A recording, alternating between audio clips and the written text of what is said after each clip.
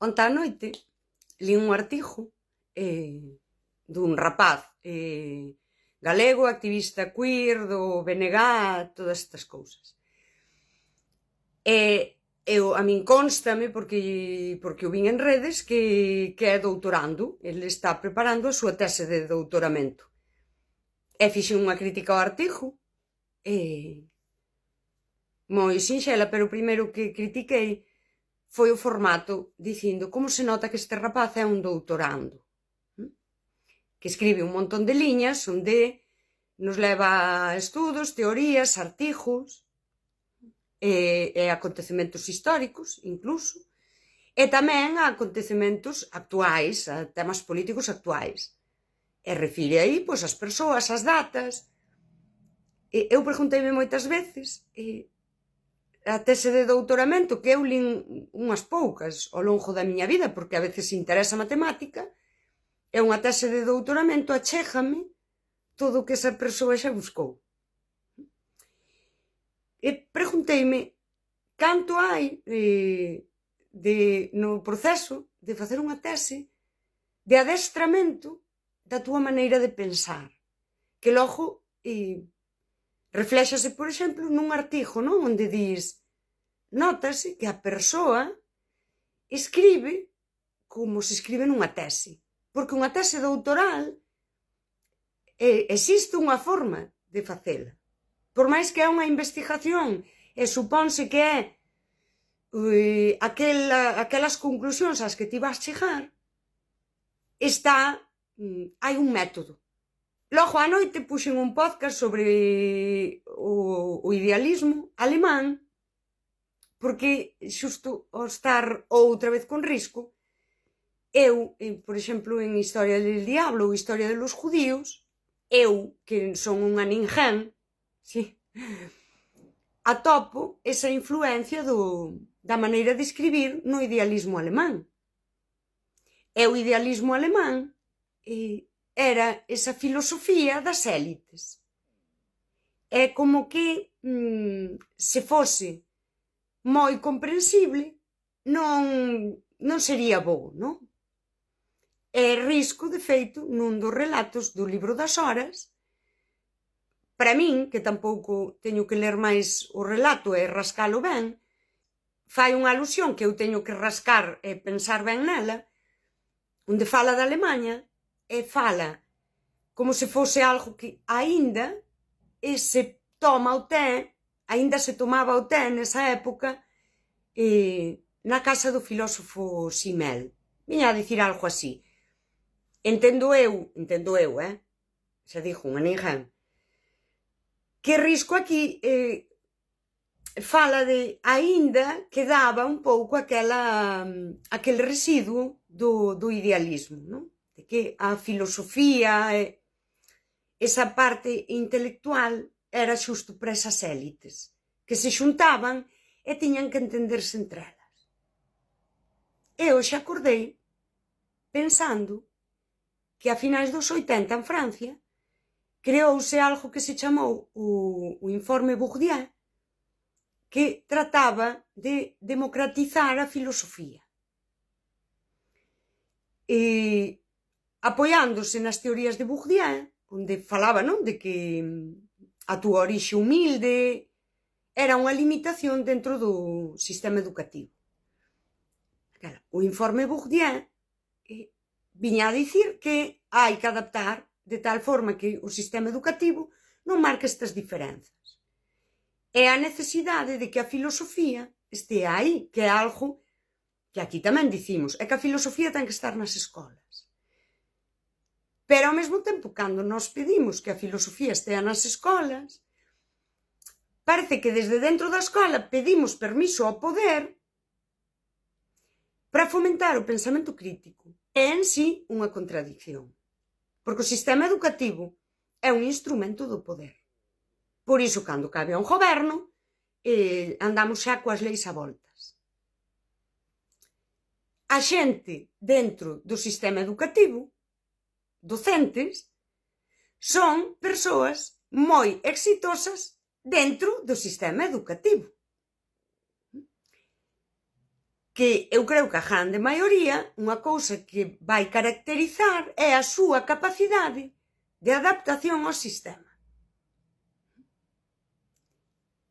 Se piden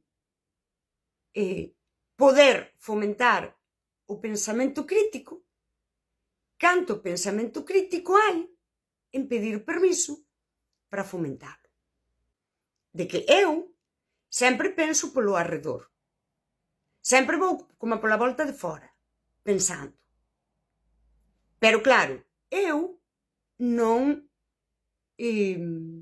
estou sometida ao método académico, porque non son unha académica, non teño un título que defender, non? Porque o título parece que, en vez de eu ter o título, dicir, pois, eu agora acredítome para, parece que teño que defender o título, é aquela metodoloxía que me levou a el.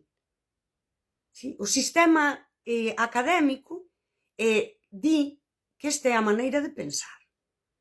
En sí, é unha forma de limitarte. Cando ti te descolocas de aí, existe unha exclusión. Porque eu vivo. Mas ti, cando non estás debaixo do xugo, pois eu falo de psicoloxía, falo de política, falo de lingua, falo de calquera cousa, pero non son lingüista, non son filósofa. Bueno, isto vou non poñer en dúbida. Non son antropóloga, non son psicóloga. Falo desde a vivencia. Falo desde iso que sí que é democrático, que é a capacidade de pensar. E que, ademais, a democracia si nos recolle a liberdade de expresión, de expresar o que eu penso. Pero isto nace da exclusión. Por un lado, o de eu xa non pertenzo, por outro, a exclusión simbólica que calquera persoa destes ámbitos che fai cando non te escoita, despreza o teu pensamento, as túas palabras. Logo, dentro do sistema, falamos de democratizar a filosofía e falamos de pensamento crítico, pero existe unha exclusión do pensamento crítico e existe unha petición de que se nos diga como fomentar o pensamento crítico. E esta é unha das grandes contradiccións que eu vexo e que a vexo cada vez máis nunha sociedade que se ten medo á liberdade. Hai unha cousa a que de verdade ten hoxe medo a xente, é a pensar. Existe medo a pensar. E a expresalo, por suposto, pero é que eu, que non estou nas cabezas da xente, estou segura de que as persoas bloquean desde esa evasión e desde esa evitación que a psicoloxía demostra que nós podemos evitar. ¿Sí? Nós podemos, o noso cerebro pode limitarse. Pois eu estou segura que existe na evasión a evitación do propio pensamento. A grande conquista do poder é facer que nós, desde unha manipulación social da nosa psicoloxía, evitemos pensar. Xa non é que non se exprese, é que as persoas directamente non pensan en por sí.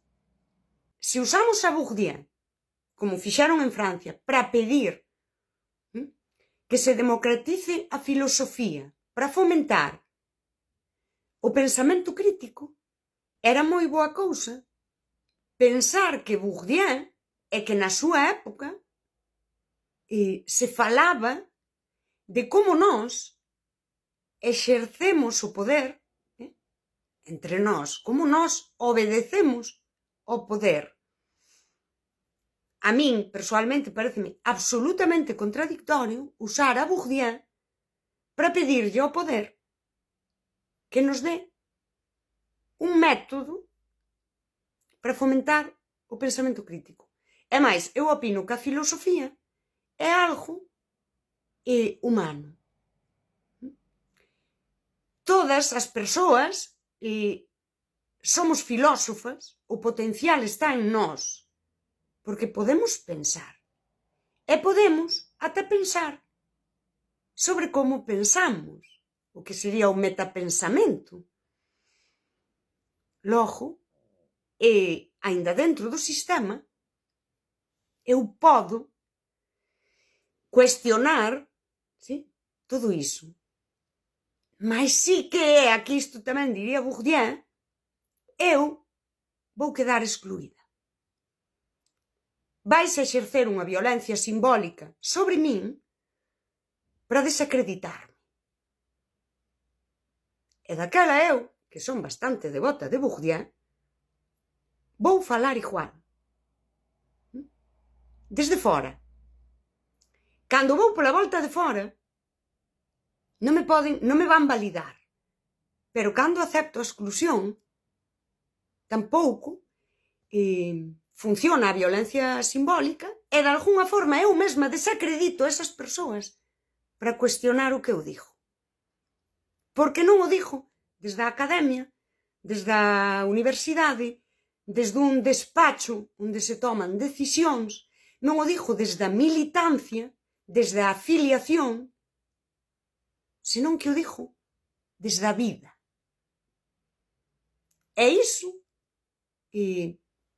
ninguén ten realmente o dereito de cuestionalo. E Bourdieu diría que unha vez que o dis, isto entra á realidade social. Iso sí que é revolucionario. Quedar excluída, que te desacrediten, pero dicilo igual, porque o colocas na realidade social. E isto é o que nos dixo Bourdieu. Nunca nos dixo que lle pediramos permiso a ninguén para pensar, nin que nos desen un manual de como pensar, nin permiso para tocar as conciencias das outras persoas co noso pensamento, para axudalas a pensar. Pois nas aulas, por exemplo, para fomentar o pensamento crítico.